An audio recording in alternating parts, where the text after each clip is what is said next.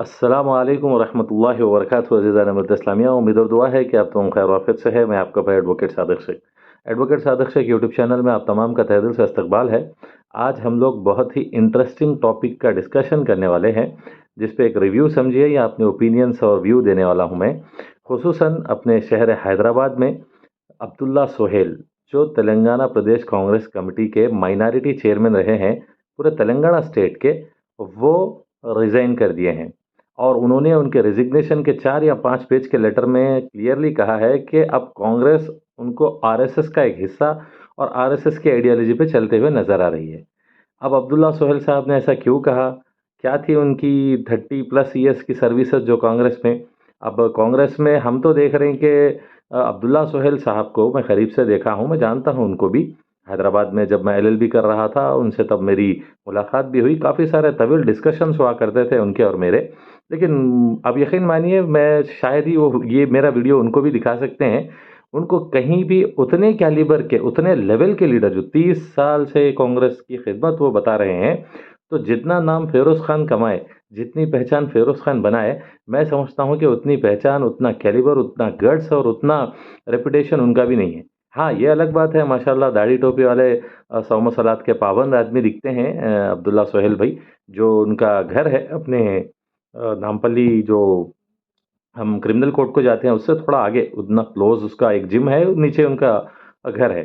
तो खैर, अब मैं आपको तवील वीडियो में ले जाने से पहले अपील और गुजारिश करता हूं कि मेरे यूट्यूब चैनल को ज़रूर सब्सक्राइब, लाइक, शेयर करें और बेल आइकन भी प्रेस करें। तो अब एक अहम डिस्कशन हमारा ये है कि क्या असदुद्दीन ओवैसी साहब अब्दुल्ला सोहेल साहब के पीछे हैं, इनके रिजिग्नेशन के? अब हर किसी का यही कहना है कि बिल्कुल असदुद्दीन ओवैसी साहब अब्दुल्ला सोहेल को सपोर्ट कर रहे हैं। क्यों भाई? इसलिए कि असदुद्दीन ओवैसी साहब ने ट्वीट किया है। क्या कह के ट्वीट किया है कि एक कांग्रेस के मुसलमान लीडर के साथ इस तरह से ज़्यादती हुई और इस तरह से उसको टिकटा नहीं दिए, और ये खुद कह रहा है कि कांग्रेस आरएसएस है। अब ये असदुद्दीन ओवैसी साहब जिस तरह से 2009 के बाद, यानी 10-11 के बाद जो ब्रेकअप हुआ है कांग्रेस से, उसके बाद तो ये यही आइडियोलॉजी, यही बेस पे, यही लाइंस पे असदुद्दीन ओवैसी साहब बात करते आए। लेकिन एक इंटरेस्टिंग चीज़ जो असद ओवैसी साहब और अब्दुल्ला सोहेल की अब शायद ही मिली भगत या उनसे मशवरा या बातचीत हुई, वो इसलिए मैच कर रहा है कि एक तो असदुद्दीन ओवैसी साहब के ट्विटर लाइन पे किसी को जगह मिल जाना वो बहुत बड़ी बात है। अब ये जगह तो असदुद्दीन ओवैसी साहब आपके ट्विटर टाइमलाइन पे अब्दुल्ला सोहेल साहब ने ले लिया है। तो अब अब्दुल्ला सोहेल साहब क्या एमआईएम ज्वाइन करेंगे? अब मैं जहाँ तक देखा हूँ, मेरा रिव्यू तो है कि उनका अब ये जो टोन है, अब देखिए भाई, 30 साल से आप पार्टी में हैं। 30 साल यानी 6 इलेक्शन तो गए होंगे ने, 5 6 30, यानी 6 इलेक्शन देखे, कितने सीएम्स देखे होंगे आप?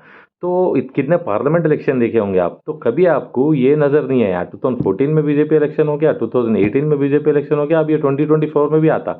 तो अगर से आप मुझको पूछेंगे अब्दुल्ला सोहेल साहब क्या एक बहाना करके निकल गए पार्टी से, तो मैं जहां तक समझता हूं कि पार्लियामेंट इलेक्शन में अगर इस तरह से अब्दुल्ला सोहेल कह के जाते, तो मैं समझता हूं कि अब्दुल्ला सोहेल साहब पे कोई एतमाद या यकीन कर सकते थे।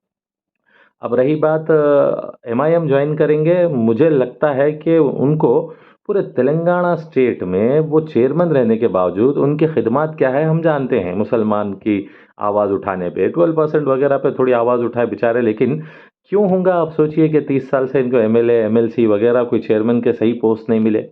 इसलिए कि अब्दुल्ला सोहेल साहब की एक अलग किस्म की लीडरशिप है। उनको तनकीदी लेवल पे मैं जाना नहीं चाहता, माशाल्लाह अच्छे इंसान हैं, लेकिन तनकीदी लेवल पे मैं नहीं जाना चाहता, उतना कैलिबर वो बिल्डअप नहीं करे। मैं जब उनको देखा हूँ करीब से, तो दिग्विजय सिंह, उत्तम कुमार रेड्डी वगैरह लोगों के साथ वाकई उनका रैपो था। इनको सब में ज़्यादा हवा देने वाले, साथ देने वाले दिग्विजय सिंह थे, तो अच्छा रैपो था इनका। तो जब गौस का जाना, ईसा मिस्री भाई का, ये तमाम लोगों से मैं ख़ास वाबस्ता हूँ, मोहम्मद अब्दुल इरफान वगैरह से देखा हूँ करीब से कांग्रेस को मैं। तो अब शब्बीर अली साहब, अगर 30 साल आप बोल रहे हैं, तो शब्बीर अली साहब भी वही थे। अब मैं आपकी इतनी हिस्ट्री नहीं जानता कि आप कभी कॉरपोरेटर कॉन्टेस्ट करे क्या थे क्या, ये तो नहीं मालूम। मैं जहाँ तक सुना हूँ, देखा हूँ, तो बेचारे कोशिश बहुत करते थे एमआईएम के खिलाफ बोलते बोलते। माशाल्लाह, एमआईएम की तारीफ अगर कर ले रहे हैं, तो in politics there are no permanent friends और नो परमानेंट फोर्स। यानी कोई सियासत में जन्म भर के लिए ना दुश्मन होता है ना दोस्त होता है। कब कैसा ब्रेकअप होता है, कब किससे जोड़ हो जाता, ये नहीं बोल सकते। तो अब दो बातें तो मैंने क्लियर कर दी। मुझे तो एक तो लगता है कि सिंपत्तीज बता दी है असदुद्दीन ओवैसी साहब ने अब्दुल्ला सोहेल के लिए, और असदुद्दीन ओवैसी साहब ने कई बार कहा है कि मेरे दारुस्सलाम के दरवाजे खुले हैं। तो अब क्या अब्दुल्ला सोहेल जाएंगे सलामी के लिए दारुस्सलाम, ये देखना है। लेकिन अगर अब्दुल्ला सोहेल एआईएमआईएम में जाते हैं तो मुझे ये देखना है कि क्या उनको क्या स्कोप मिलेगा, क्या पोजीशन मिलेगा। इसलिए कि वो तेलंगाना स्टेट के जब प्रेसिडेंट थे माइनॉरिटीज़ के, तो कितने डिस्ट्रिक्ट्स उनके हाथ में थे, ये 119 कॉन्स्टिट्यूंसीज उनके हाथ में थे। तो वो लेवल की लीडरशिप किसी ने देखा नहीं। तो अब अगर वो अपने आप को सीमित करना चाहते हैं सिर्फ सिटी तक, यानी हैदराबाद तक, तो MIM is a better option. नहीं, असदुद्दीन ओवैसी साहब उनको ओवरऑल इंडिया में उनकी सर्विसेज इस्तेमाल करेंगे, एक मस्कट बनाएंगे कि 30 साल का रहा सो कांग्रेस का आदमी मेरी जमात में आया, एआईएमआईएम में आप तमाम देखिए। तो अब कांग्रेस भी खाली थोड़ी छोड़ेंगी, अब तुम 30 साल क्या करे क्या नहीं करे क्या थे, ये तमाम चीज़ें आप तुम्हारे एंटी टीम जो है सो बाहर डालेंगी। अब आप लोग भी एक चीज़ ऑब्जर्व करिए, एक चेयरमैन रिजाइन कर रहे हैं तो कितने इनके बॉडी के नीचे रिजाइन करते, वहीं उनकी बहादुरी, वहीं उनकी दिलेराना खिदमत मालूम हो जाती। तो उसके लिए अब्दुल्ला सोहेल साहब के एतबार से अब देखना है कि एमआईएम ज्वाइन करेंगे या नहीं करेंगे। मैं कह रहा हूँ कि कर लेंगे एमआईएम ज्वाइन, होंगे या नहीं ये रियलिटी अब फ्यूचर में ही मालूम पड़ेगा।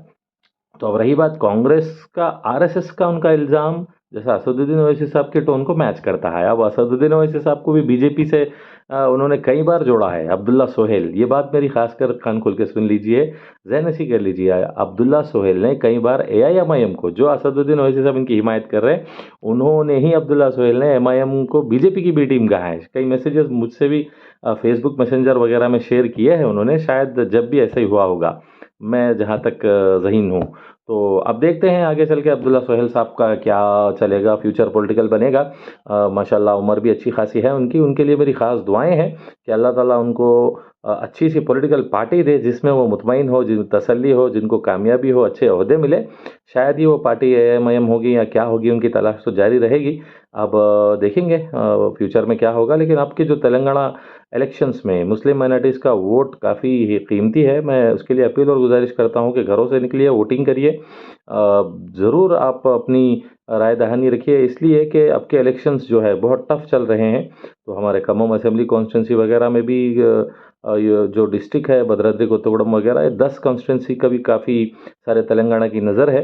तो मैं उम्मीद करता हूँ कि पोलिंग परसेंटेजेस बढ़ाएंगे, और जो मेरे रिव्यूज़ है इसी तरह देखते हुए आप कमेंट्स वगैरह करके इनकरेज करेंगे, और चैनल को लाइक शेयर सब्सक्राइब भी करेंगे, मैं ज़रूर उम्मीद करता हूँ। जज़ाकल्लाह, अस्सलाम वालेकुम।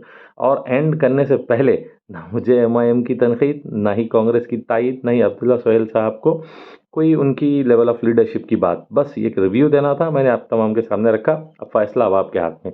अब जो अमजदुल्ला खान बोलते वो डायलॉग तो याद नहीं रह रहा, अब वो बोल दिया तो फिर उसमें मिला दी गई, कुछ बोलते ना यार, जिंदा तो सोहबत बाकी कुछ। जज़ाकल्लाह, अस्सलाम वालेकुम।